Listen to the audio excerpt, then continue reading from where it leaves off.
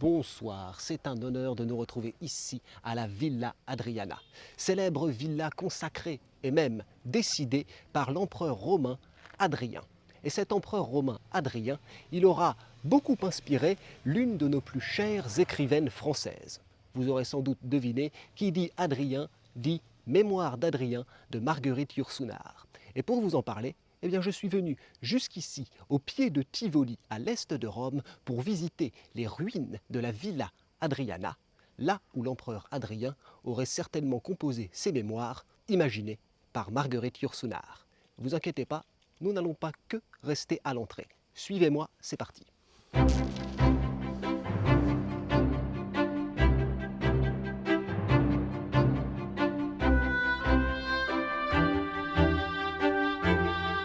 L'Empire romain a toujours été une très grande source d'inspiration pour toute forme de littérature, et ce, depuis l'Empire romain lui-même, avec les célèbres philosophes et poètes romains comme Cicéron, Ovide ou encore le sage Sénèque. Mais plus tard aussi, les bases de notre théâtre classique, notamment en matière de tragédie, se seront faites à partir de l'Empire romain, entre autres. Au XVIe siècle, le théâtre élisabétain de Shakespeare s'est attaqué à Jules César, Antoine ou encore Coriolanus. Et le siècle d'après, notre cher Racine se sera attaqué à Néron, Titus ou encore Mithridate. Dans les siècles qui suivront, ce sera de même jusqu'au XXe siècle, avec notamment notre cher Albert Camus qui s'est attaqué, lui, à Caligula. On l'aura compris, les figures romaines que l'on choisissait étaient surtout réputées pour le malheur qu'ils avaient fait ou les destins tragiques auxquels ils étaient liés. Marguerite Yourcenar, quant à elle, a décidé de s'attaquer à un empereur qui justement faisait plutôt le bien et qui n'est pas rattaché à de grandes catastrophes de la population. Elle, qui est originaire du nord de la France, plus précisément vers les Flandres, n'aura cessé de voyager dès son enfance, notamment avec son père, pour la Suisse, mais aussi pour l'Italie et notamment dans cette région à Tivoli, même dirons-nous à Villa Adriana, qui est aujourd'hui une sorte de petite commune rattachée à la ville de Tivoli. Ces années passées dans cette ville, elle les raconte d'ailleurs dans le dernier tome de ses mémoires, Quoi, l'éternité. On comprend ainsi pourquoi elle a choisi de nous raconter la vie de l'empereur Adrien, même si au départ, ce projet de grand roman biographique n'était pas à l'évidence dédiée à l'empereur romain. Elle hésitait également avec un mathématicien hindou. Elle aura finalement choisi Adrien, mais non sans quelques peines. Ce roman, c'est l'œuvre de plus de 15 ans de travail. Les premières rédactions ne lui plaisaient pas. Certaines auront été refusées par de grands éditeurs. Elle aura même brûlé plusieurs de ses premiers travaux sur la fin des années 1920.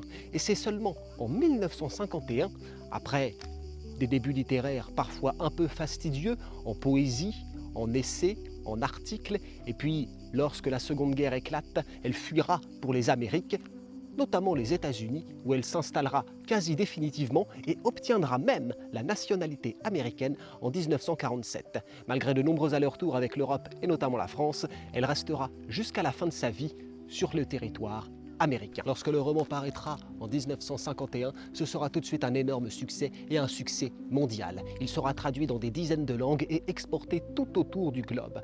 Marguerite Yourcenar aura ainsi une grande notoriété et aussi un grand pouvoir au sein de la littérature française, si bien qu'en 1980, elle devient la première femme à être enfin élue à l'Académie française. Et 2 ans plus tard, en 1982, la première à être éditée dans la fameuse bibliothèque de la Pléiade. Et malgré de nombreux autres ouvrages, notamment ses mémoires, ce sont pourtant les mémoires d'Adrien qu'elle aura imaginées et racontées qui resteront son plus grand roman. Rome n'est plus dans Rome. Elle doit périr, ou s'égaler désormais à la moitié du monde. Notre Rome n'est plus la bourgade pastorale du vieil Évandre, grosse d'un avenir qui est déjà en partie passé. La Rome de proie de la République a rempli son rôle. La folle capitale des premiers Césars tend d'elle-même à s'assagir. D'autres Roms viendront, dont j'imagine mal le visage, mais que j'aurais contribué à former.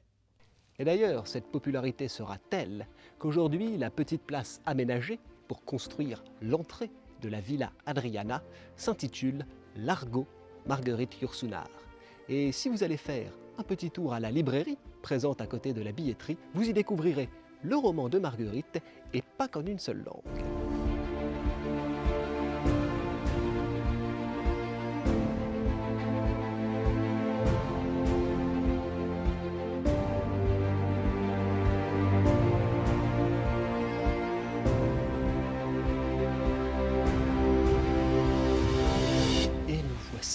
précisément dans ce qu'il reste du palais impérial de la Villa Adriana. C'est ici que le supposé Adrien de Marguerite Yourcenar écrivait ses lettres à son futur successeur Marc Aurèle. Machiavel l'a d'ailleurs inclus dans ce qu'il a appelé les 5 bons empereurs. Des empereurs qui, à défaut de faire du bien, du moins ne faisaient pas de mal. Cette villa, elle aurait été construite aux alentours de 118, en plein règne d'Adrien, pour sa villégiature, et tout y est à disposition. Le palais impérial, mais aussi théâtre grec, théâtre maritime, véritable bijou de cette villa, mais aussi des thermes, des bibliothèques, des salles consacrées à tous les arts et métiers et des places absolument sublimes. À la chute de l'Empire romain, la ville de Tivoli, quelques kilomètres plus à l'est, s'est développée. La villa a été complètement abandonnée jusqu'à la Renaissance où des fouilles ont commencé à se faire entreprendre. Ces fouilles ont duré jusqu'au XXe siècle et elles continuent d'ailleurs encore. Et aujourd'hui, c'est toute une visite absolument magnifique, calme, paisible et riche de trésors qui se fait ici, à quelques kilomètres de la capitale. Mais que l'on ne s'y trompe pas, les Mémoires d'Adrien de Marguerite Yourcenar restent un roman. Roman historique, véritable biographie, véritable élément biographique ou pas, on ne saurait le dire. L'Empire romain, malgré tous les vestiges qu'il peut encore nous offrir, conserve néanmoins beaucoup de mystères. Ce qui est sûr, c'est que Marguerite se sert de cette histoire de l'empereur Adrien pour évoquer des thèmes toujours contemporains à l'époque où elle l'écrit. Les relations entre les êtres, les relations d'un homme avec son pouvoir, la responsabilité, comment diriger une société, et puis aussi les choses interdites comme la bisexualité que Marguerite Yourcenar aura affrontée elle-même et le besoin de se confier sur nos différences.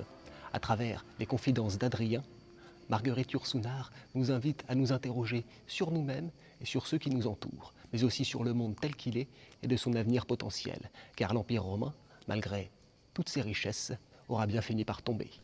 Creuser des ports, c'était féconder la beauté des golfs. Fonder des bibliothèques, c'était encore construire des greniers publics, amasser des réserves contre un hiver de l'esprit qu'à certains signes, malgré moi, je vois venir. J'ai beaucoup reconstruit. C'est collaborer avec le temps, sous son aspect de passé, en saisir ou en modifier l'esprit, lui servir de relais vers un plus long avenir. C'est retrouver sous les pierres le secret des sources. Notre vie est brève. Nous parlons sans cesse des siècles qui précèdent ou qui suivent le nôtre, comme s'ils nous étaient totalement étrangers. J'y touchais pourtant, dans mes jeux avec la pierre.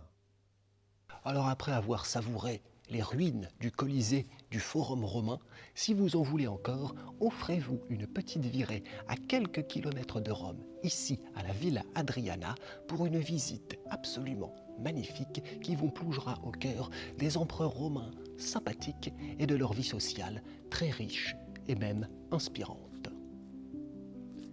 Interview terminée.